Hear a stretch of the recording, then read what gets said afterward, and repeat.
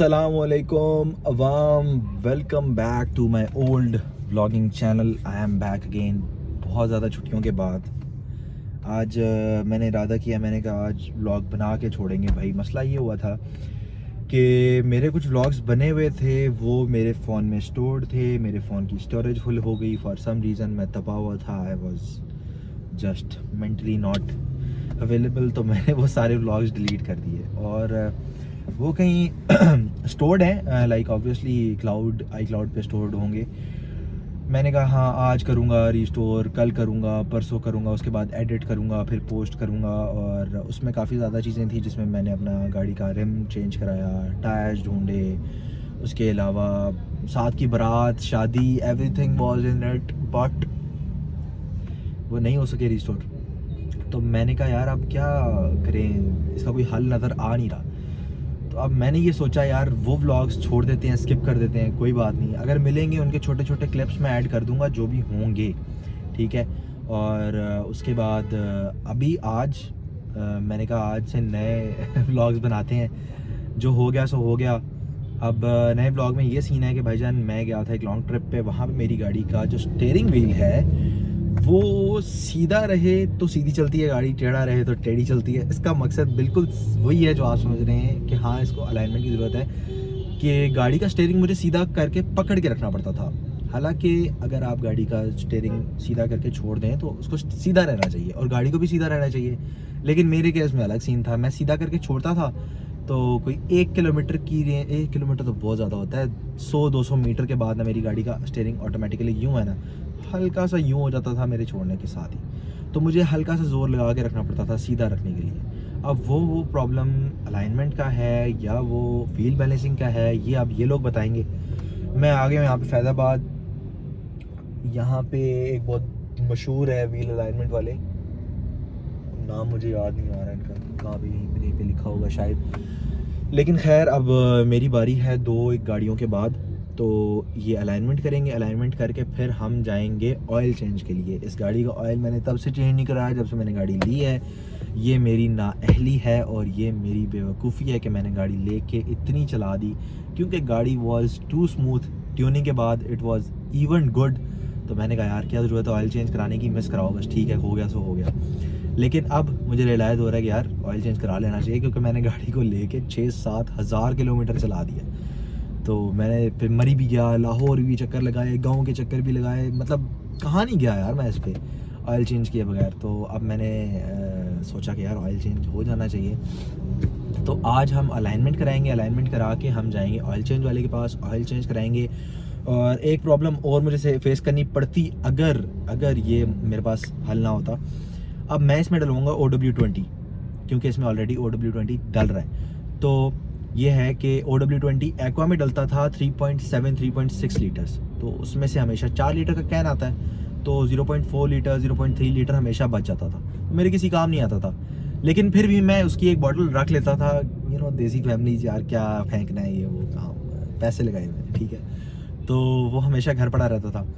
तो अब ये हुआ है कि मैंने इसका कॉल करके पता किया, क्योंकि I8 में बहुत एक मशहूर तो नहीं, खैर जो रिकमेंडेड लिक्की मॉली का रिटेल स्टोर है ना, वो I8 में है और एक जगह पे हो रहा है, आई डोंट रिमेंबर कि वो किस जगह पे है, बट I8 मेरे करीब पड़ता है। तो मैंने उनको कॉल किया, मैंने कहा जी मैंने प्रियस का ऑयल चेंज कराना है, OW20 तो अवेलेबल है या नहीं, क्योंकि ये ऑयल बहुत जल्दी शॉर्ट हो जाता है मार्केट से, क्योंकि सब यही रिकमेंड करते हैं। तो इस वजह से लिक्विड मॉली बहुत शॉर्ट हो जाता है, इसलिए मैं जाने से पहले मैंने कॉल की, मैंने कंफर्म किया कि भाई अवेलेबल है या नहीं। उन्होंने कहा जी अवेलेबल है। मैंने पूछा प्रियस में कितना डलेगा, उन्होंने कहा 1.5 है या 1.8। मैंने कहा 1.5 है अल्हम्दुलिल्लाह। तो उन्होंने कहा कि जी इसमें डलेगा 4.2 लीटर। मैंने कहा लो भाई, अब 0.2 लीटर्स के लिए मुझे पूरा 1 लीटर का कैन या फिर 3 लीटर का कैन एक्स्ट्रा लेना पड़ता, क्योंकि 1 लीटर का कैन वहाँ पे होता नहीं है लिक्विड मॉली का, या 3 लीटर आता है या फिर 4 लीटर आता है। तो मुझे 3 लीटर का कैन एक्स्ट्रा लेना पड़ता था, मतलब मुझे तकरीबन 9-9.5 हज़ार रुपये एक्स्ट्रा खर्चना पड़ता सिर्फ 0.2 लीटर्स के लिए। तो परेशान होने की ज़रूरत नहीं है, क्योंकि मेरे पास 0.3 लीटर का वो एक्वा का बचा वाला ऑयल था।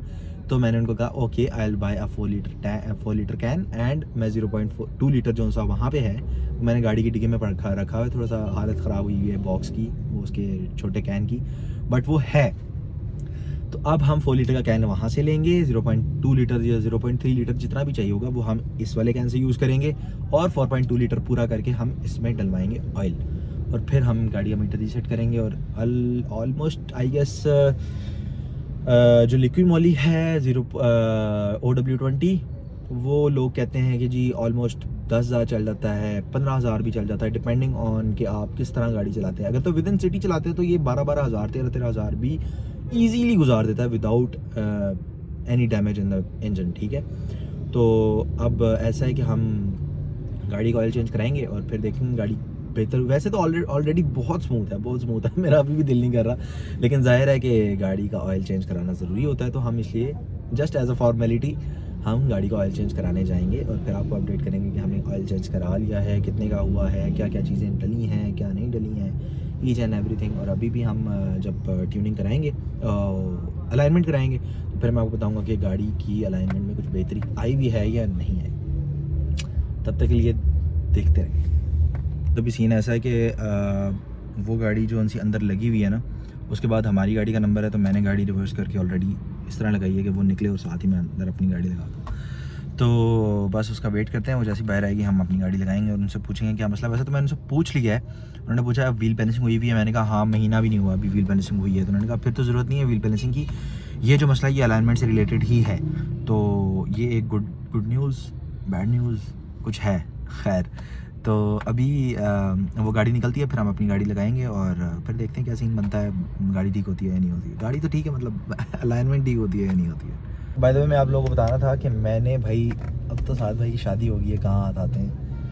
तो खैर मेरा पैकेज भी ख़त्म हो गया था, मैंने घर से निकलते हुए उनको ग्रुप में मैसेज किया। हालांकि हमारा पहले ये होता था कि किसी ने भी काम कराने जाना है तो 4 में से कोई एक तो आ ही जाता था काम कराने। बेशक 10 मिनट का काम है, बट मज़ा आता है ना कोई दोस्त साथ हो। तो मैंने ग्रुप में मैसेज किया, हसन कहता है कि वो तो ज़ाहिर है दूर रहता है, उसने कहा 10 मिनट का काम है यार खुद करा ले। उमैर भाई साहब ने तो रिप्लाई नहीं किया, वो ज़ाहिर है बिजी लोग हैं यार। और साथ भाई ने रिप्लाई किया कितने बजे, मैंने कहा अभी निकलने लगा हूँ। फिर उसका मैसेज सीन नहीं किया उसने या रिप्लाई नहीं किया व्हाट्सएप। मैं जब घर से बाहर निकल गया तो मैंने कॉल की तो मेरा पैकेज ही ख़त्म था। अब उसमें भी उसकी गलती नहीं है, उसने कहा पता नहीं कब निकलना है। खैर, तो फिर मैं आज अकेला आ गया हूँ, नहीं तो अभी हमारे साथ साथ भाई होते या फिर उमैर भाई होते या फिर हसन भाई होते। लेकिन खैर अब वो ज़ाहिर है शादीशुदा लोग हैं यार, कहाँ वो आ गई, गाड़ी निकल गई।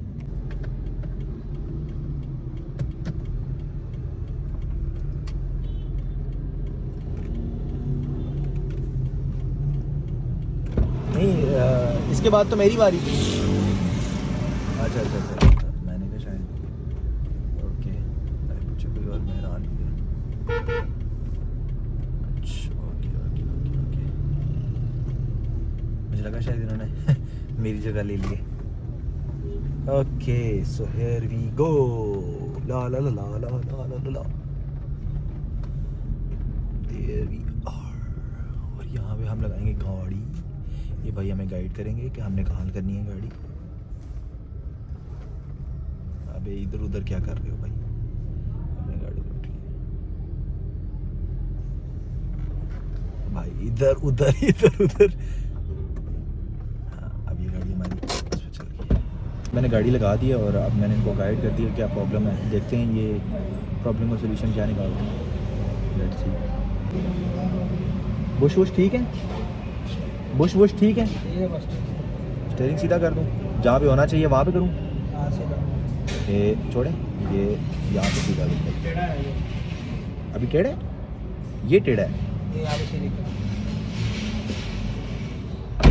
अब सीधा हुआ है। टेढ़ा वो दूसरी साइड से देख रहा था ना, यहाँ पे सीधा स्टीयरिंग। अब देखें ये क्या करते हैं। कोई आवाज़ आ रही है नीचे, टक टक टक टक है, कुछ कर रहे हैं।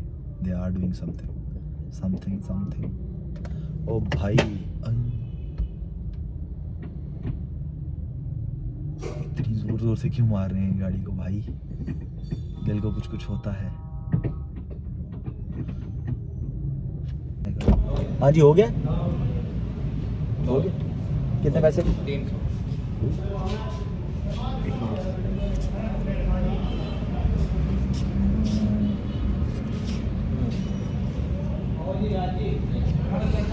सब काम हो गया यार। अच्छा हाँ, मैंने कैमरा नहीं कराया ना, नहीं तो अलाइनमेंट और कैमरा का मेरे ख्याल से होता है क्या नाम है, अच्छा, ये पर्ची किस तरह से लगाते हैं? गारंटी होती है 10-15 दिन की। ओके ओके, चेक करवा ठीक है ठीक है ठीक है, ओके। अच्छा, अब इन्होंने ना मेरे दरवाजे पे एक स्लिप लगा दी है, उस पर कोई डेट शीट लिखी हुई है और उनकी कंपनी का नाम लिखा हुआ है कि अगर 10-15 दिन के अंदर कोई दोबारा इशू आए तो यू कैन, मतलब फ्री ऑफ कॉस्ट आप सर्विस ले सकते हैं। 300 में इतना है ना सर्विस। ये दुख साले काहे ख़त्म नहीं होते यार। अब मुझे गाड़ी का स्टीयरिंग राइट पे रखना पड़ रहा है, एक्सट्रीम राइट पे, टेढ़ा हो गया स्टीयरिंग में। अब स्टीयरिंग खुद सीधा हो रहा है लेकिन अब गाड़ी लेफ्ट पे जा रही है यार, क्या बकवास है भाई। अब ऐसा करते हैं, अब हम जाते हैं I8 से होके ऑयल चेंज करवा के एक हाईवे पे टेस्ट ड्राइव ले लेते हैं, क्योंकि यहाँ पे टेढ़ी मेढ़ी रोड भी हो सकती है। कोई सीट बेल्ट इज इम्पोर्टेंट।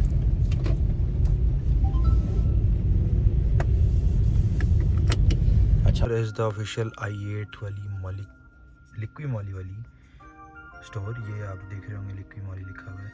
मैं बाहर से भी दिखा देता हूँ किस जगह पे है, just in case if any one of you wants to come.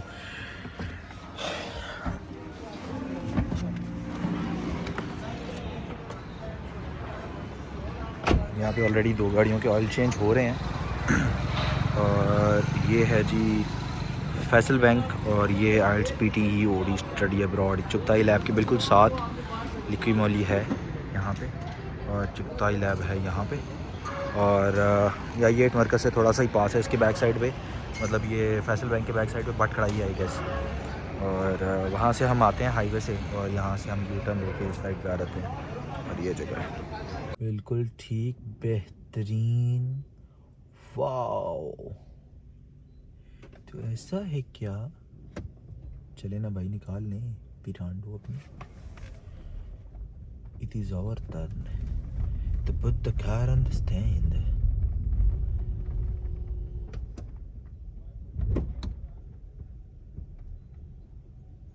Okay, भाई ने नाना कर दिया कि नहीं भाई इधर नहीं चलानी है आपने गाड़ी।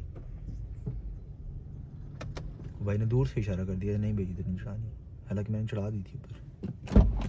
जी जी, अभी 2 गाड़ियाँ अभी गाड़ी कह रहे हैं, इसके बाद तो 2 गाड़ियाँ भाई। ये तो बड़ा बैड सीन है, लंबा टाइम है भाई। मुझे वेट करते हुए ऑलमोस्ट आधा घंटा हो गया। ओ मुझे नींद आ रही है बहुत ज़्यादा, क्योंकि जब मैं बोर होता हूँ ना तो मुझे नींद आती है। और अभी तक वो जो BRV और वैगनार लगी थे वो अभी तक लगे हुए हैं। इसके बाद आई गेस मेरी बारी है, if I am not wrong. उसमें 2 गाड़ियाँ, दो गाड़ियाँ लगी हुई हैं। देखो हमारी बारी कब आती है भाई। अभी हमारा ऑयल चेंज होने वाला है, let me show you. Oil change होने वाला है, यही भाई शायद हमारा ऑयल चेंज करेंगे। ये उस गाड़ी पे लगे हुए हैं, अभी हमारी गाड़ी लग चुकी है। इन्होंने कहा एयर फिल्टर आपका ठीक है, लेकिन AC फिल्टर थोड़ा सा गंदा हुआ है, थोड़ा सा नहीं काफ़ी ज़्यादा गंदा हुआ। पता नहीं किधर किया भाई ने, शायद अंदर ही पड़ा हो कहीं पे। नहीं, AC फिल्टर उन्होंने निकाल लिया जो काफ़ी ज़्यादा गंदा हुआ था, तो वो AC फिल्टर चेंज करेंगे, एयर फिल्टर साफ़ हो जाएगा। एयर साफ़ ही है, लेट्स सी क्या बनता है। जन हमारी गाड़ी के नीचे घुस गए हैं, अभी ये हमारा खोलेंगे। यार ये क्या हुआ है? क्या हुआ है? इधर घुसेड़ी हुई है क्या यार? घुसेड़ी नहीं हुई है, ये कहीं घुस गई होगी मेरे ख्याल से। मुझे लग रहा है हो सकता है, बिल्कुल हो सकता है। तेरी खैर। क्या हुआ है? बहुत टाइट है क्या टाइट है? फिल्टर, बहुत ज़्यादा कसा हुआ। अच्छा, अब हमारे पास ऑनलाइन थे कुछ पैसे, हमारे पास कैश थे, तो मैंने उनको कहा कि आप कुछ हमारा कैश ले लें और कुछ हमसे ऑनलाइन ले लें। बट दे सेड कि नहीं भाई, हम या तो पूरा कैश लेंगे या फिर पूरा ऑनलाइन लेंगे। मैंने कहा ओके। वाला है हमारा पुराना वाला ऑयल, जो कि अभी पड़ा है ऑलमोस्ट 300 ml आई गेस पड़ा हुआ है, तो ये वाला हम यूज़ करेंगे और साथ वो नया ऑयल डालेंगे तो बात बन जाएगी। अभी मेरा एयर फिल्टर ठीक था, AC फिल्टर चेंज हुआ है, ऑयल फिल्टर चेंज हुआ है और ये वाला ऑयल डलेगा। नहीं तो आपने अभी कुछ खाया है? क्या कुछ खाया है? अगर साथ कोई बांध के एक पीस हो जाए, वरना ना हो तो बस यही हो जाए। इधर बेसमेंट में होटल है मेरा ख्याल है। आप टीचर भी रह चुके हैं? जी, टीचर भी रह चुके हैं। मैं गवर्नमेंट नहीं, हाँ हाँ, प्राइवेट एक एकेडमी, लेकिन नहीं पता कितनी ज़िंदगी है कैसे गुजरे। क्या कह रहे हैं? क्या कुछ खाने को भी हो जाए तो और जाहिर है हाँ हाँ आप आ जाएँ। मैं इधर आया भैया आप चालू, तकलीफ दे रहा हूँ माजरत। कोई मसला नहीं है। अच्छा आपने कुछ खाया हुआ है? क्योंकि खाए बगैर अगर आप ऑगमेंटन खाएंगे तो ये तेज़ होती सिंगल है। सा मुझे खिला देना अगर। कहाँ पे है? कोयटा? अच्छा नीचे आ जा। काफ़ी अर्से के बाद इधर आया।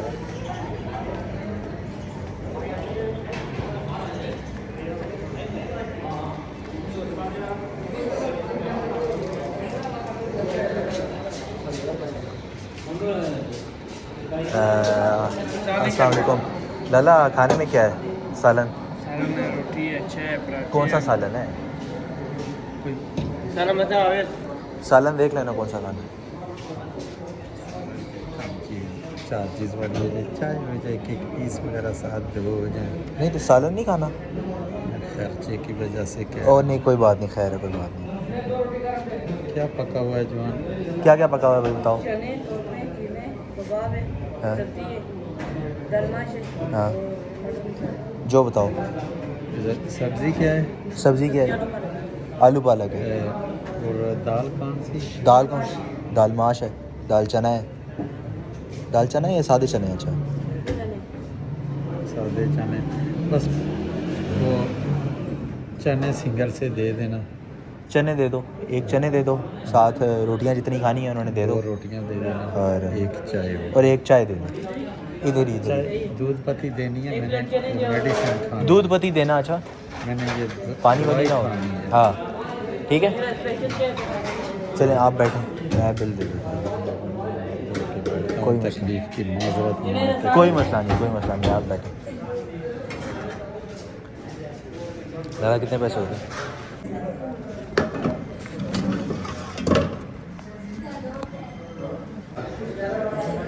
अच्छा जो बिल मैंने दे दिया है, खाना खा लें ठीक है। और ये पकड़ लें, ये ले लेना। बहुत हो गया। और नहीं आप ले लें, आपके पास अगर नहीं है पैसे तो कोई बात नहीं, ये जेब में डाल लें ठीक है। ज़रूरत पड़ेगी तो आप खर्च कर लेना ठीक है। बड़ी मेहरबानी। कोई मसला नहीं, आप खाना खाएं, उनको मैंने बोल दिया बस। बहुत शफकत फरमाई, तकलीफ़ मैंने दी, कोई जान पहचान नहीं, कोई मेरा कुछ नहीं देना, लेकिन जवान याद रखना अच्छा ही है। बिल्कुल बिल्कुल हो ऐसे ही। सकता है कि नेकी को भी तरसें। और आखिरी बात, एक औरत थी जिसने कोई और नेकी नहीं की, मशहूर बल्कि मशहूर तरीन बात है, उसने कुत्ते को जूते में पानी पिलाया। सोने रब ने उसके सारे गुनाह माफ़ किए। नहीं पता सालों के, महीनों के, सगीरा कबीरा, लेकिन जो थे जितने थे A to Z माफ़ी मिली। कुत्ता अशरफ मखलूक नहीं, इंसान अशरफ मखलूक है। फिर मोमिन मुसलमान हो, फिर इज़्ज़त से खिला देना रब को कितना पसंद होगा। चलें आप खाना खाएं, दुआएं किया करें ठीक है। अल्लाह हाफ़िज़।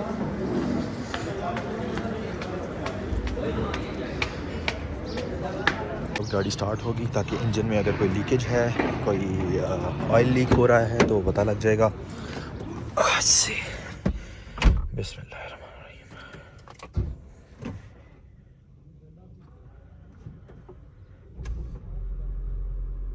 अच्छा अब मेरे ख्याल से भाई नीचे जाएंगे और चेक कर रहे हैं अगर कोई लीकेज है या नहीं है व्हाट्सएवर। और इंजन को आई गेस साफ करने की ऐसा ज़रूरत तो नहीं है, लेकिन फिर भी इंजन होता है, गंदा हो ही जाता है।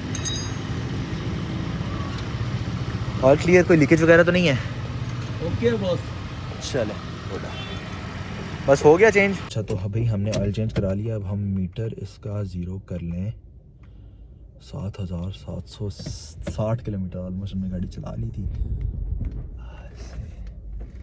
और अब हम जाएंगे घर को इंशाल्लाह। And by the way, if anyone is going to criticise me कि भाई आपने हेल्प करते हुए वीडियो बनाई, ये किया वो किया, भाईजान देखो, अगर आप खुसरों को पैसे दे सकते हो ना तो नो ऑफेंस, या कर लो ऑफेंस कर लो भाई, सीधी बात है। वो डिज़र्विंग नहीं होते हैं, उनकी ये दिहाड़ी होती है, वो करते ही ये काम है, उनका काम ही मांगना है। आप मांगने वालों को पैसे दे के अपने पैसे ज़ाया करते हो, अपना सदका ज़ाया करते हो, सीधी बात है। उसका आपको सवाब नहीं मिल रहा। हाँ आप अल्लाह की राह पे दे रहे हो, अच्छी बात है, अपनी तरफ से दे रहे हो, लेकिन वो बंदे डिज़र्विंग ही नहीं है, आप उनको दे रहे हो, अपने पैसे ज़ाया कर रहे हो, सीधी सी बात है। तो मेरा हमेशा यही मोटिव रहा है कि भाई जो थोड़े बहुत डिज़र्विंग है, जिनको खाने की ज़रूरत है, जिनको रोटी पानी चाहिए, उनको पैसे दो। उन पे आप जहाँ पे आप खुसरों को 20 रुपये देते हो ना, उधर 500 रुपया दो, वो 500 आपको उल्टा 5000 करके मिलेगा। ये कहीं लिख के ले लो कहीं पे, ठीक है। आपकी ज़िंदगी में बड़े से बड़े मसले हों, बहुत परेशानियाँ होंगी ना, जिस दिन आपको फील होगा ना यार ये डिज़र्विंग बंदा है, इसको मैं 100 200 500 1000 इतने की मदद कर दूँ, उस दिन यकीन मानो आपका दिल इतना सेटिस्फाइड होगा, इतना सुकून मिलेगा ना आपको ज़िंदगी में कि आपकी सोच है। अभी मेरा मकसद ये था आपको बताना और समझाना कि भाई देखो ये बंदा टीचर था किसी ज़माने में। वो कह रहा था कि मैं पढ़ाता भी रहा हूँ, मैं किसी गवर्नमेंट स्कूल में नहीं पढ़ाता था, लेकिन उसकी बात करने के तरीके से पता लगता था कि हाँ वो पढ़ा लिखा बंदा था, एजेड था, उसके पास पैसे नहीं थे, दूसरे शहर से आया हुआ था, वो यहाँ का मकामी नहीं था, उसको अब दाढ़ में दर्द थी, उसने ऑगमेंटन ली हुई थी। ऑगमेंटन अच्छी खासी हैवी डोजेज होती है। उसने कहा कि मुझे सिर्फ 1 कप चाय आप पिला दो, मैं पैसे नहीं मांग रहा आपसे, 1 कप चाय मुझे पिला दो, मैंने गोली खानी है। और ऑगमेंटन खाना खाए बगैर अगर आप लो तो आपको साइड इफ़ेक्ट्स भी हो सकते हैं। मैं इतना बड़ा डॉक्टर तो हूँ नहीं, लेकिन मुझे इतना आइडिया है कि वो हाई डोजेज होती है। तो मैंने उनसे पहले पूछा, मैंने कहा आपने कुछ खाया? उन्होंने कहा नहीं मैंने कुछ खाया नहीं हुआ, लेकिन मुझे एक बंद भी चलेगा, बंद और चाय पी लूँगा। मैंने कहा यार बंद से आपका क्या बनेगा? मैंने उनको एक रोटी और दाल जो भी उन्होंने पसंद की, मैंने हालांकि उनको मैंने कहा कि आपने जो खाना है, वहाँ पे पुलाव भी था, वहाँ पे वो कीमा गोश्त सब कुछ था, लेकिन he choose the most simplest thing. उन्होंने कहा जी कोई दाल कोई सब्जी है तो वो दे दो, मैं भाई के पैसे नहीं खर्चवाना चाह रहा। इससे पता लगता है कि भाई वो मांगने वाला नहीं था, वो मजबूर था। वो मतलब उसके पास था ना एक ऑप्शन कि भाई वो मेरे से 1000 भी डिमांड कर सकता था, वो मेरे से 1500 भी डिमांड कर सकता था, वो मेरे से 10 रुपये भी डिमांड कर सकता था। उसने कहा भाई नहीं, मुझे इस चीज़ की ज़रूरत है, बेयर मिनिमम सी चीज़ है, ये आप करवा दो, ठीक है। उनको मैंने फिर सालन, उन्होंने ज़बरदस्ती उनको मैंने सालन और रोटी का कहा, चाय 1 कप बोली, ठीक है, ताकि एटलीस्ट उनका वो जो उन्होंने दवाई शवाई खानी है एक वक्त का, बेशक ज़्यादा मैं नहीं कहता कि मेरे पास बहुत पैसे हैं या मैंने बड़ा उनकी कोई हेल्प की है, हो सकता है उनका आज का दिन बेयरली मुश्किल से गुजर जाए, कल उनका क्या होगा क्या नहीं होगा आई डोंट नो, लेकिन मेरी इतनी सी मदद उनके लिए बहुत मुफीद साबित हो सकती है। और उनकी शायद इतनी सी दुआ मेरे लिए पता नहीं कहाँ ज़िंदगी के किस कोने में मुझे मदद करे। तो ऐसे आपको उन लोगों को हेल्प ज़रूर करनी चाहिए जो डिज़र्विंग होते हैं, हमेशा उनकी ही मदद करनी चाहिए। ये खुसरे, ये मांगने वाले, I literally hate those people जो उनको देते हैं। उनका भाई काम है, उनको नहीं देना होता यार। कैसे समझाया जाए आप लोगों को कि भाई सिर्फ उनको दो जो डिज़र्विंग है, और ये डिज़र्विंग आपको फील हो जाएगा कि हाँ यार ये बंदा डिज़र्विंग है, इसको पैसे देने बनते हैं, ठीक है।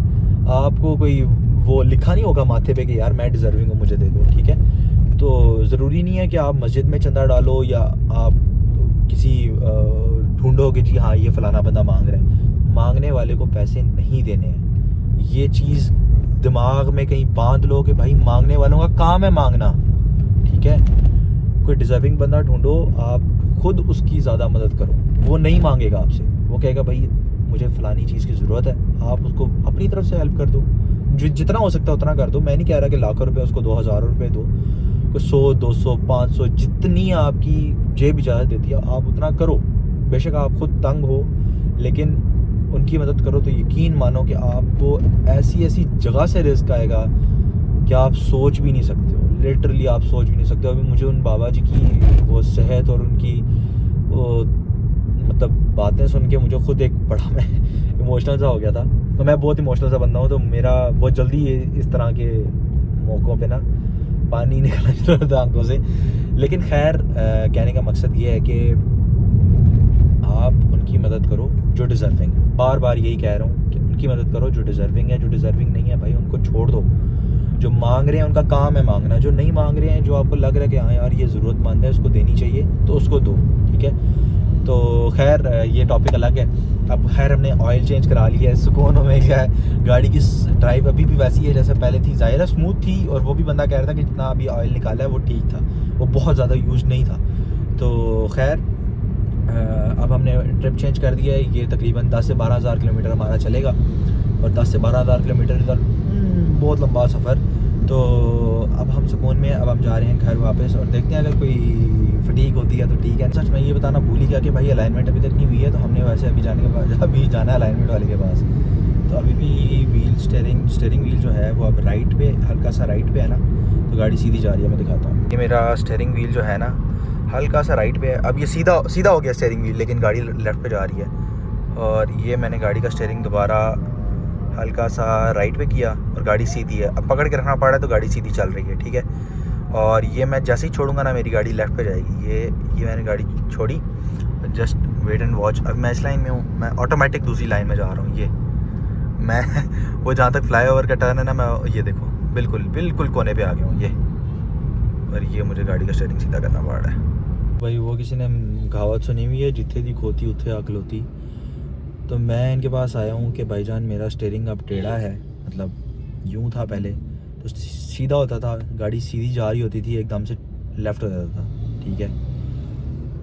अब इनके पास मैं आया हूँ कि भाईजान अब आपने ना स्टीयरिंग को टेढ़ा कर दिया है, और जब मैं छोड़ता हूँ तो स्टीयरिंग सीधा हो रहा था लेकिन गाड़ी लेफ़्ट पे चली जाती है। तो कह रहे हैं वो तो 0 मीटर लोगे गाड़ी तब भी लेफ़्ट पे जाएगी। हमारे पाकिस्तान की रोडें लेफ़्ट पे जाती हैं। अब ये है कि वो 300 रुपया ज़ाया हो गया, क्योंकि ये स्टीयरिंग दोबारा सीधा करके दे देंगे मुझे, ठीक है, और गाड़ी मेरी फिर से लेफ़्ट पे जाएगी।